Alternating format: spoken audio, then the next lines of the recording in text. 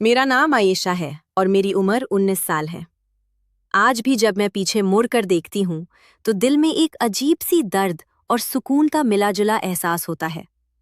जैसे जिंदगी ने मुझे बहुत कुछ छीना और फिर वापस भी बहुत कुछ दे दिया। जब से मैं होश संभली हूँ, मेरे घर में सिर्फ एक ही चीज की याद सबसे ज्यादा है। मेरे पति सुरेंद्र के छोटे भाई मानव का प्यार और उसकी भाभी के लिए इज्जत। लेकिन स्टोरी शुरू होती है उस दिन से जब मैं इस घर में नई दुल्हन बनकर आई थी। मैं बहुत यंग थी, सिर्फ 18 साल की। दुबली पतली, लंबी छोटी, सांवला रंग। घर की जिम्मेदारियों का पता भी नहीं था मुझे। पहली बार रोटी बनाने की कोशिश में वो जल गई। सब्जी नमक के बिना बन गई। पर मेरे सास ससुर और पति ने कभी मुझे डांटा नहीं। ससुर जी मुस्कुराते हुए कहते, बेटा, रोटी गोल हो या तिरछी, पेट भरने से मतलब है। धीरे धीरे वक्त गुजरा, मैं घर संभलने लगी। सुरेंद्र भैया से मेरी शादी हुए 3 साल हो गए थे। वो मुझसे उम्र में काफी बड़े थे। घर में मानव भी था, जो मुझसे 4-5 साल छोटा था। स्कूल के लास्ट ईयर में था वो। हम दोनों भाई बहन जैसे थे। मैं उससे देवर जी कहती और वो मुझे भाभी बोलता। पर उसकी आंखों में मेरे लिए सिर्फ इज्जत और प्यार था। वो प्यार जो किसी बड़ी बहन के लिए होता है। फिर एक दिन जिंदगी पलट गई। सुरेंद्र भैया की रोड एक्सीडेंट में मौत हो गई। पूरा घर टूट गया।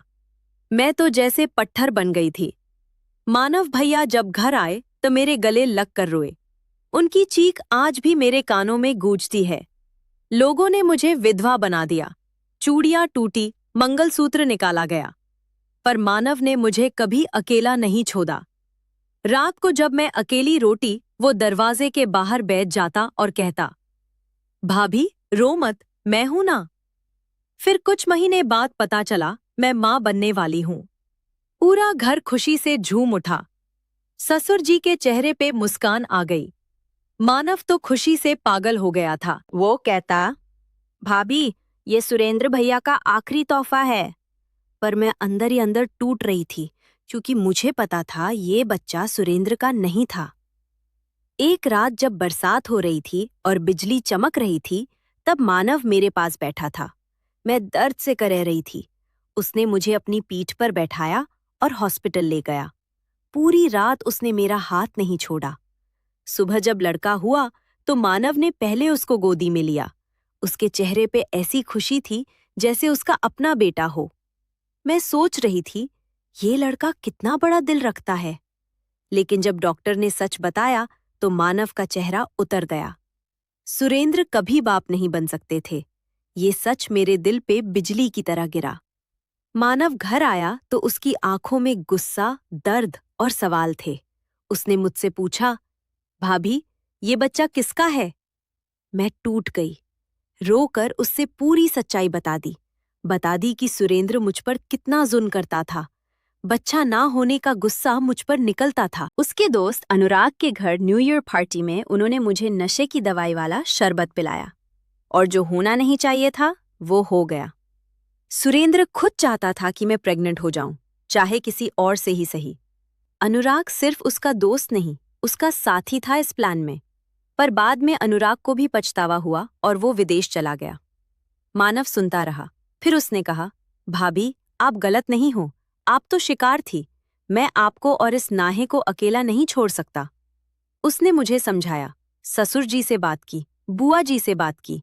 मैंने बहुत मना किया, कहा मैं इस घर की लायक नहीं, पर मानव ने नहीं माना। उसने कहा, भाभी, ये सिर्फ आपके लिए नहीं, इस बच्चे के लिए भी है।